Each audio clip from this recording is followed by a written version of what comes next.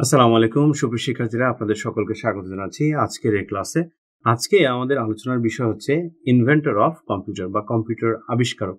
পূর্বে আমরা জেনেছি কম্পিউটারের জনক হচ্ছে চার্লস ব্যাবেজ এবং কম্পিউটারের প্রথম programmer lady Ada Augusta Lovelace, কম্পিউটারের আবিষ্কারক হাওয়ার্ড এইচ আইকেন, আধুনিক কম্পিউটারের জনক জন ভন নিউম্যান এবং মাইক্রো কম্পিউটারের জনক Henry Edward Robert.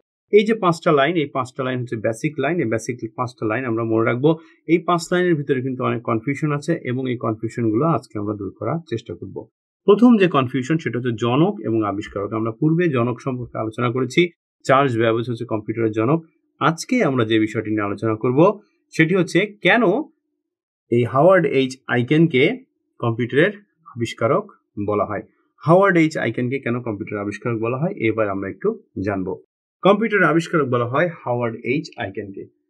Howard H Aiken ছিলেন যুক্তরাষ্ট্রের হার্ভার্ড বিশ্ববিদ্যালয়ের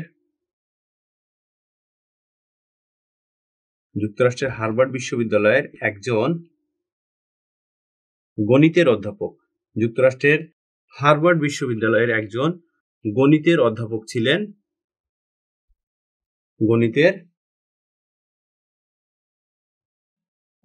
ছিলেন এই Howard H icon. Howard H Aiken ছিলেন যুক্তরাষ্ট্রের হার্ভার্ড বিশ্ববিদ্যালয়ের একজন গণিতের অধ্যাপক। এই যে যুক্তরাষ্ট্রের হার্ভার্ড বিশ্ববিদ্যালয়ের একজন গণিতের অধ্যাপক, তিনি কম্পিউটার নিয়ে গবেষণা শুরু করেন এবং তিনি কম্পিউটার নিয়ে গবেষণা করতে করতে তিনি চিন্তা করেন এই কম্পিউটারটাকে কিভাবে ডেভেলপ করা যায়। পরবর্তীতে তিনি আইবিএম এর কাছে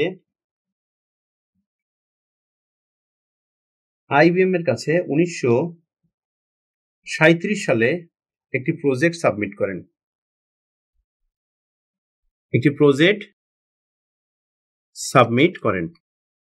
পরবর্তীতে এই প্রজেক্টটি 2 বছর পরে 1939 সালে আইবিএম এটিকে প্রজেক্ট পাস করেন। এই প্রজেক্টটি পাস করেন এবং সাথে শর্ত দেন যে আইবিএম এর 4 জন গবেষক এই প্রজেক্টের সাথে যুক্ত হবেন এবং এই যে 4 জন গবেষক, আইবিএম এর 4 জন গবেষক সহ হাওয়ার্ড এইচ আইকেন পরবর্তীতে 1944 সালে একটি ইলেকট্রনিক কম্পিউটারের যাত্রা শুরু করেন।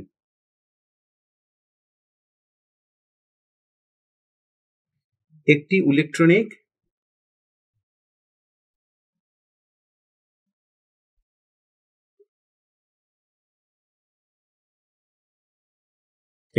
কম্পিউটারের যাত্রা শুরু করেন 1944 সালে। এটি ছিল একটি গবেষণালব্ধ ফসল।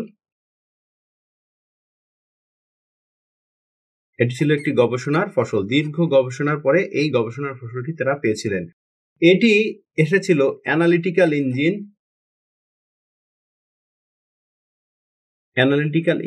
থেকে।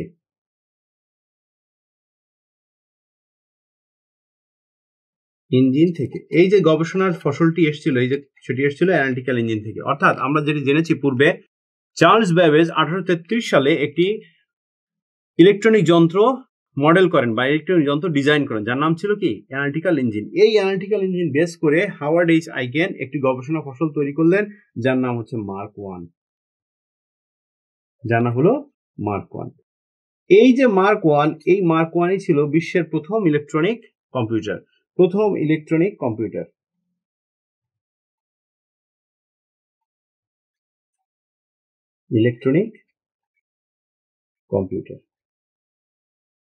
এই বিশ্বের প্রথম ইলেকট্রনিক কম্পিউটারটি ডেভেলপ হয় কত সালে বা রিলিজ হয় কত সালে? 1944 সালে। এবং এইটার প্রপোজাল দেওয়া হয় 1937 সালে। হাওয়ার্ড এইচ আইকেন এই প্রপোজালটি দেন আইবিএম এর কাছে। পরবর্তীতে আইবিএম 2 বছর এটা নিয়ে পরীক্ষা নিরীক্ষা করেন এবং গবেষণা করার পরে 1939 সালে এই প্রজেক্টটি পাস করেন এবং এই প্রজেক্টের সাথে তারা যুক্ত করেন 4 জন গবেষককে। তাদের 4 জন গবেষককে যুক্ত করে দেন এবং 4 জন গবেষক সহ হাওয়ার্ড এইচ আইকেন সহ মোট টোটাল 5 জন মিলে 1944 সালে তারা সক্ষম হন একটি ইলেকট্রনিক কম্পিউটার তৈরি করতে, যার নাম হচ্ছে মার্ক 1। এই কারণে হাওয়ার্ড এইচ আইকেনকে কম্পিউটার আবিষ্কারক বলা হয়। কম্পিউটারের যে থিঙ্কিংটি এসেছিল আমাদের চার্লস ব্যাবেজের কাছ থেকে, তাই তিনি হচ্ছেন জনক আর ইনি হচ্ছেন আবিষ্কারক। এবার একটু কনফিউশন দূর করি। সুপ্রিয় শিক্ষার্থীরা, আপনারা অনেক স্থানে 1930 পাবেন। 1930 পাবেন। এই যে 1930 সাল থেকে হাওয়ার্ড এইচ আইকেন মূলত গবেষণা শুরু করেন।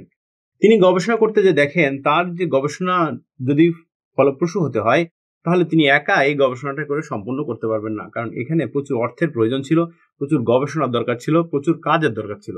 তাই তিনি 1930 সালে গবেষণা শুরু করার পরে 1937 সালে তিনি প্রজেক্ট সাবমিট করেন আইবিএম এর কাছে, এবং পরবর্তীতে তিনি সফল হন হচ্ছে 1944 সালে।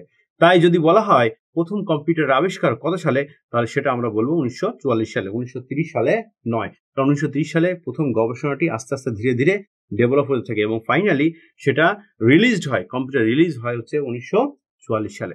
তো সুপ্রিয় শিক্ষার্থীরা, এতক্ষণ পর্যন্ত আমরা আলোচনা করলাম কেন এই হাওয়ার্ড এইচ আইকেনকে কম্পিউটারের আবিষ্কারক বলা হয় এবং কেন কম্পিউটারের জনক বলা হয় এই চার্লস ব্যাবেজকে। এই বিষয়গুলো আমরা একটু ভালোভাবে মনে রাখবো, তাহলে চাকরির পরীক্ষাতে আমাদের ভালো প্রিপারেশন হবে এবং আমরা ভালো আনসার করে আসতে পারবো। তো সুপ্রিয় শিক্ষার্থীরা, ভালো থাকবেন, সুস্থ থাকবেন। পরবর্তী ক্লাসে আবারও দেখা হবে ইনশাল্লাহ। সে পর্যন্ত আল্লাহ হাফেজ।